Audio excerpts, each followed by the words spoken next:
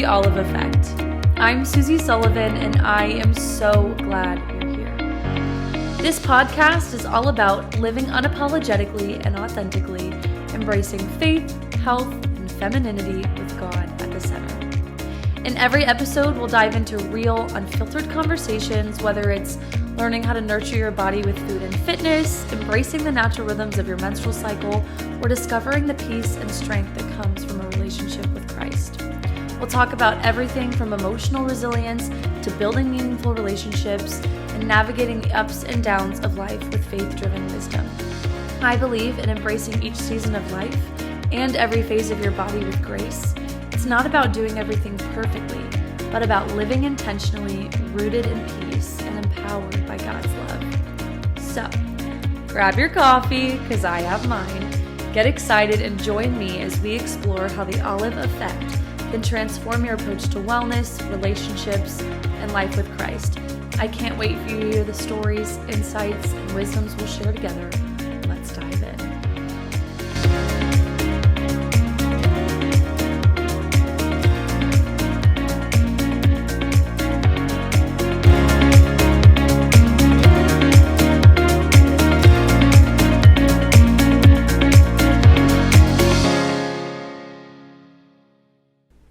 Welcome back.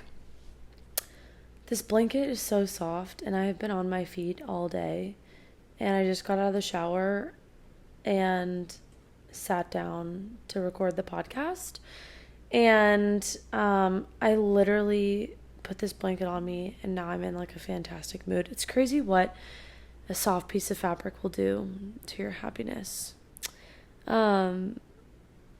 I don't even really know what I want to say today. I've kind of been going back and forth. I thought that I had one more episode recorded for this week, and I was wrong.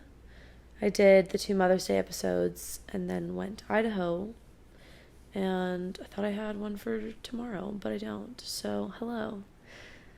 This is my 10 o'clock podcast the night before because I said that I was going to continue to put them out every Wednesday and not fall behind again like I did last year. So here we are, sticking to schedule, which means you guys are in for a treat. I kind of have a rough idea, but it's always more fun when I don't know what I'm doing. The book I'm reading is still captivating. I have been spending so much time with family that I haven't had time to read, which is a good thing. But my reading has just been so slow, and it was funny because I literally, I'll get there, but long story short, I was looking at my books today, and I used to read an absurd amount of books. Like, I used to skip class. Not that you should skip class to read. I know, nerdy. But I would literally skip classes in college to read. Like, I remember walking to class one day, and then I had like 15 minutes before class, so I was reading, and then my book just got so good, I was like, and I literally left, and I sat outside of the building in the beautiful sunny and 75-degree weather on a blanket that I had in my bag for some reason, on the grass, and read for like 2 hours, and I think I finished the book. Like, sorry, Mom, but I have done that a couple times, not a lot, but a couple times, and now I just feel like I never have time to read. And my mom always said that I should enjoy it now because I'll never have time to read, and now I understand. But per usual, we'll pray. Whew. It's been a long weekend and I'm exhausted. Sorry. Okay.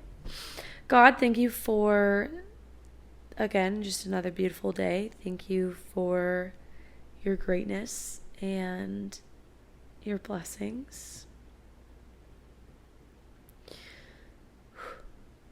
Lord knows that you are just such a giving God who answers all of our prayers. And Ephesians 3:20, you give us more than we could ever ask for or imagine. And I have seen so much greatness from you in my life, but especially in the last little season. And I'm excited for the season to come, Lord. And I just pray that you'll be with me and allow me to have some fun. And be with us in this episode. I pray that anybody that is listening to this, if there's something that I say that it's not of you, that it would fall on deaf ears. Lord, I pray that if there is something that needs to be said, that it will be. And I pray you'll guide me, as I have no idea what's about to come of this or what this is even going to be called. So I love you. I thank you. Amen. Okay. Really random, but we're doing it. So, here's 2 ways I could take this, and I think I'm just going to do a snippet of both. Number 1, because it was first. Bradley and I flew back from Idaho yesterday. What's today? Tuesday. Yesterday was Monday. Yes, Memorial Day yesterday. And we had a late flight, and there was this girl on the flight that was in the seat in the window, and I usually book an end seat, but I give it to Brad when we fly together.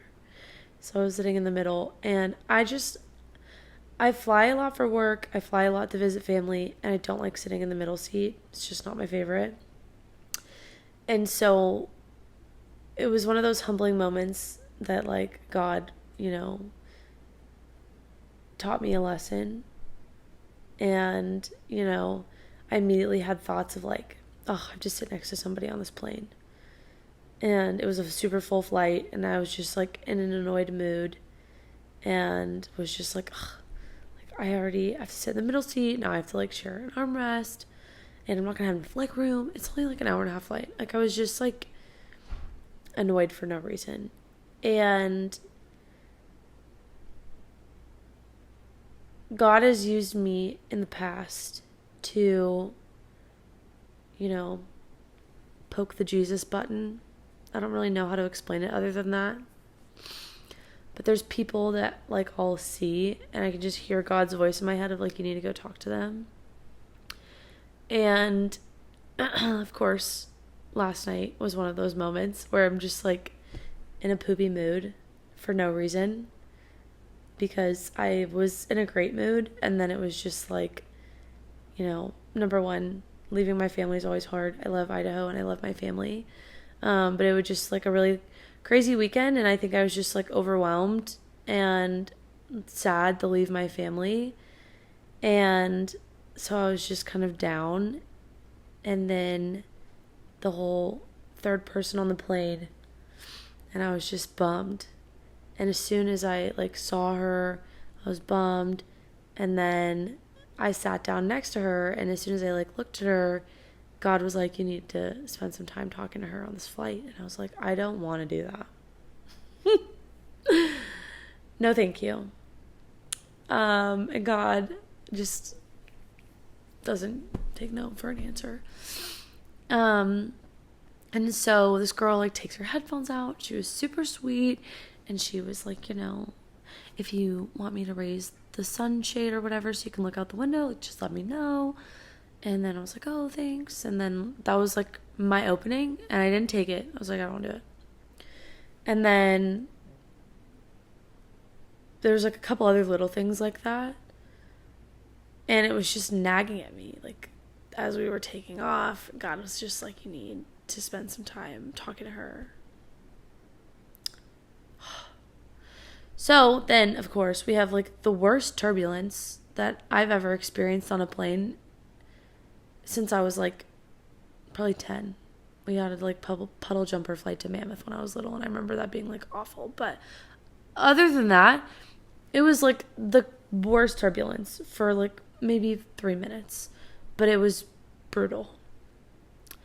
And I'm hanging on to Bradley for dear life because I don't like turbulence. Meanwhile, he's insane, and he's like, wee, because he likes turbulence for some reason. was not in the mood. And the girl next to me is like freaking out, and she's like grabbing the side of the plane, like trying not to be obvious about it, but she's just like super tense. And I was like, okay, God, fine. And so I stuck my hand out for her to hold it, and she grabbed it, and we held hands for a few minutes until the plane steadied. And she was just like, thank you. And I was like, of course. And then I ended up chatting with her a little bit. And then as we started to slowly get to know each other on the flight, like, it was one of those where, like, she had just started going back to church, the church that, you know, I had connections at, and helped her, like, get some contacts that I shared with her of, like, she can, like, sit with and blah, blah, blah. And anyway, I'm not going to share too much just in case, and also just because. But it was one of those where as soon as we started talking, I knew that God put me next to her for a reason, so that I could share things with her, and we had great conversation, and it was beautiful. And it was a humbling moment for me because, like, I was being so negative, and yet that conversation was such a blessing for me, and hopefully it was helpful for her. It seemed like it, but, like, we are put on this earth for God to use us. And I think a lot of times we get stuck in our own world and what we want, that we miss it or we ignore it. And that's, like, the worst, because we are literally here for God to use us. And it's convicting too, because I got Ephesians 3, it's on this side, right? Yeah. Ephesians 3:20. No. That's my verse I quoted a second ago. Isaiah 6:8. Here I am, Lord, send me. Like, use me for your will. Tattooed above my heart. Less than a year ago. And here I was, bummed out, ignoring God, being like, I don't want to talk to her, so sucks. And that conviction of, like, God's asking me to do something and I'm purposely telling him no. What? And God has blessed me with so much that it was a humbling moment, and still is, where I'm like, you just gave me all of this, and all you want me to do is chit chat with the person next to me, and I'm, like, annoyed about it. And I'm telling you, no, I'm not gonna. Like, that's crazy. And so I wanted to share that because I know that there are some of you out there that are having similar experiences or might need the reminder, because it's uncomfortable and sometimes it's awkward, and sometimes those people are not receptive to it. Like, I've had somebody that I went up to super randomly because God was like, you need to go pray for them. And I was like, no way. And he was like, yeah. So I went over there because I would rather just get it over with, because sometimes, even though it's awkward, it'll eat me alive if I don't. And so I went over to somebody and I was like, hey, I hope this isn't awkward, but, like, I just feel like I'm supposed to pray over you. And is there anything, like, do you mind? Is there anything in particular? And they'll be like, okay, no. Like, sure. And so I'll pray over that person, and then they'll be like, have a good day. And you're like, oh, that was so awkward. And sometimes they'll be like, oh my gosh, I needed that. And then they tell you this cool backstory, and you're like, oh my gosh, God, you're so good. But then sometimes it's awkward. But you have to remember that sometimes you're just there to plant the seed for someone else to water. Sometimes you have to go plant a seed for someone else to water, and you will never get to see the fruit of that. But that doesn't matter. That's not why you're there. You're not there to take credit. You're not there. It's not you, it's God. And so sometimes, even if it's awkward and it's not what we were hoping for, we were there to just plant the seed for someone to water down the line. And they may look back and think, you know, my testimony began with the weird chick on the plane that prayed over me. And I'll never know that. but that doesn't matter. So it's like those moments are important and we can't ignore them, especially when we're asking God for all these things, because a lot of times 95% of our prayers, if not 99% of our prayers, are, Lord, give me, give me, give me, give me, give me. I want, I want, I want. Please, Lord, give me whatever. And it's like, if you are going to tell him no when he asks you for something, why do you feel you deserve to ask him for something? So anyway, that was a big come to Jesus moment for me, and a very humbling moment for me. And I'm so grateful, because those moments always give me so much joy. It's just like God smiling down of like, hey, and again, I feel like I've said this so much this last week. Oh, excuse me. I heard this, I don't remember who I heard this from, but like a week and a half ago, I heard it, and it was, people always say that it's a small world because we have like weird connections all the time, like, oh my gosh, small world. It's like, no, the world's not small, actually. The right path is just a narrow one. The road to heaven is narrow. And so it's not a small world, it's just a narrow road. And I think that is such a blessing to think about it that way, because nothing's a coincidence and God is always moving. And then the other thing that I wanted to discuss, which is less heavy, hopefully, I don't know, maybe some of you will identify with this more, but excuse me, for those of you, actually all of you are listening to the microphone. I just smacked it. I hope that wasn't super loud. I'm moving in, I think, like 6 weeks. That's crazy. Okay, I'm moving in like 6 weeks. Still in Arizona, in the Phoenix area, but just to a smaller place. I'm downsizing a lot to a 1-bedroom. And I currently live in a really big 2-bedroom with like a giant walk-in closet. And I keep all my work stuff in my 2nd bedroom, which is a guest room with like a Murphy bed / office. And it has a closet with all my work stuff in it. And I have 2 bathrooms and a giant living room and a giant kitchen with a big island. And like so much storage. My laundry room has 2 giant shelves in it. Oh gosh. I'm about to lose a lot of storage and a lot of room. And so I'm like slowly chipping away at downsizing. I legitimately,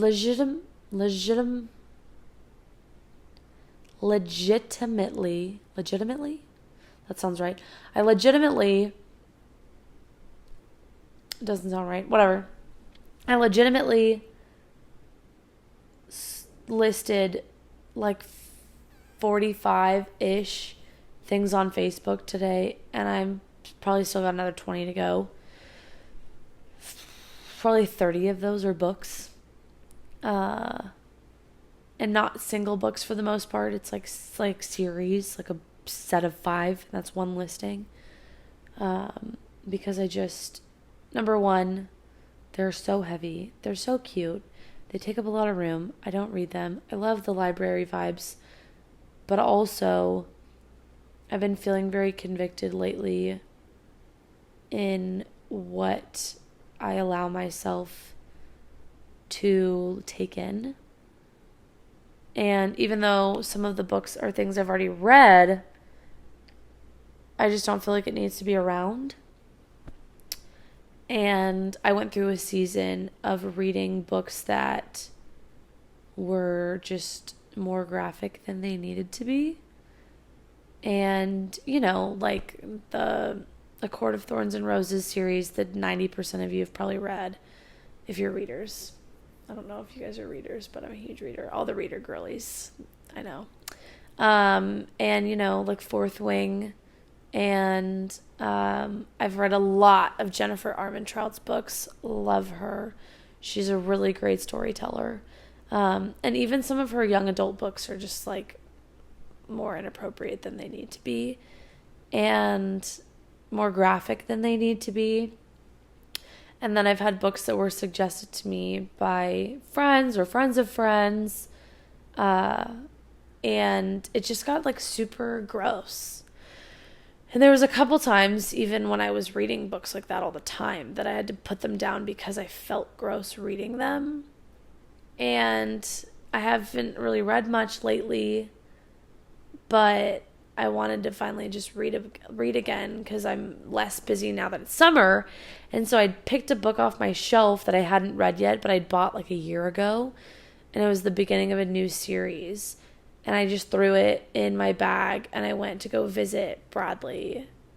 And he had some stuff to do and like errands to run, but I was going to lay by the pool at his place. And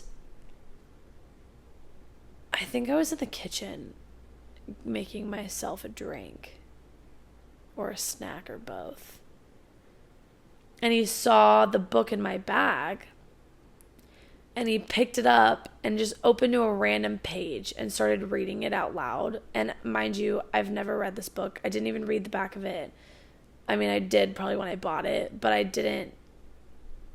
Like, I just grabbed one that day that I hadn't read. And it was the nastiest. Like, it was so gross. I was so, like, ashamed. I think that's a good, I mean, shame isn't, I don't know, whatever. Some people say that shame isn't, like, from God, which, like, you can still feel shame, whatever. Anyway, I was embarrassed and disappointed in myself that I even had something like that. And granted, I read the back of the book after because I was like, there's no way. And the back of the book seemed like it was, like, a cute romance mystery novel. But then it was gross. It was one of the grossest scenes that I think I've ever heard, let alone read. Like, I don't think I've ever read anything that graphic. And it looked like a cute, innocent, I mean, he wouldn't say it looked cute and innocent. It was like a picture of a house with maybe roses on the outskirts of it. But it looked more like a mystery romance. And it was talking about it was called Grimstone, and it was talking about on the back, like, how the girl moves into the house and, like, the next door neighbor is, like, charming but mysterious and, like, has a, like, whatever. I don't remember. It was, like, a month ago. But it seemed more like a romance mystery and not, like, a nasty, nasty book. And I think having someone to read it out loud to you, too, makes it even worse because then you're just like, oh, my gosh. And so, anyway, that was really convicting, and so I like didn't read it, obviously, and I drove to Barnes & Noble and I bought I haven't been able to finish that one either, but it's called Never Fall Again, I think. It's the one I had a couple episodes ago that I'm still wanting to read. Maybe I'll just do that tomorrow. I'm just gonna like read after work for hours. Sounds fantastic, actually.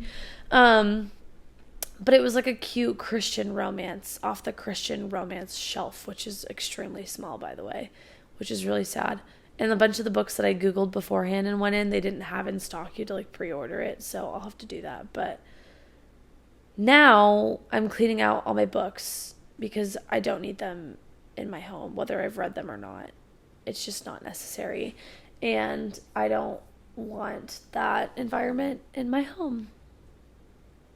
And it was funny because he made a comment about how a lot of people, especially Christian women in general, will say that porn is cheating, like watching porn is cheating. And it's awful. And like everyone thinks it's just a man problem, and it's not. Like, I think the studies say that 85% of women have watched porn at some point in their life, and it's like 98% of men or something like that.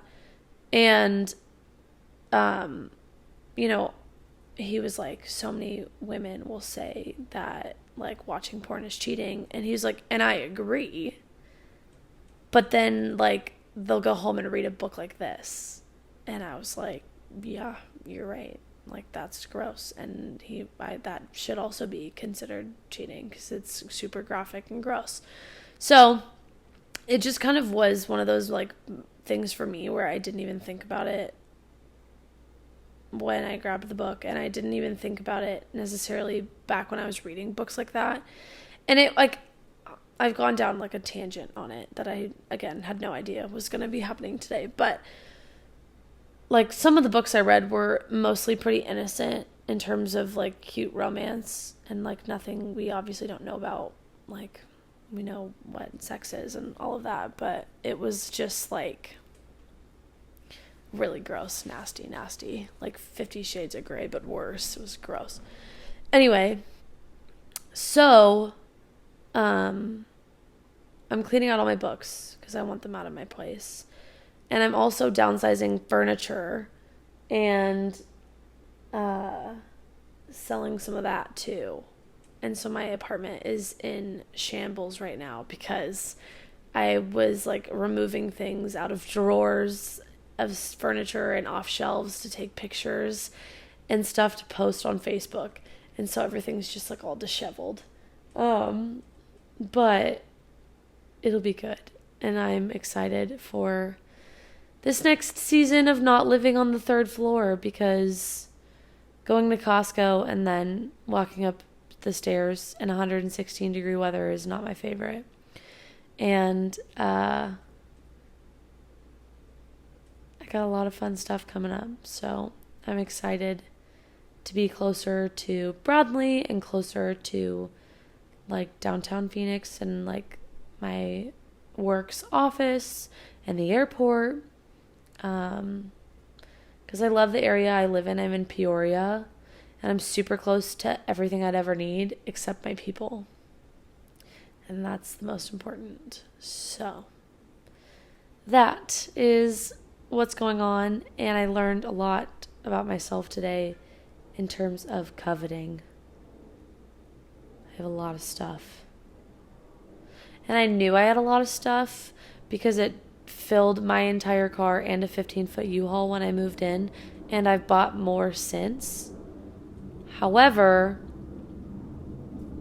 I learned a lot about myself a month ago when I cleaned out my closet and got rid of 3 trash bags. 4, and I still have more, and I got rid of, like, 15 pairs of shoes, and I still probably have 40 pairs, and I need to go through my jewelry.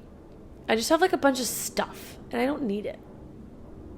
I feel like I have way too much stuff, and so I'm just in this, like, purging season that I started today, except my laundry, like, or my clothes, like, a month ago.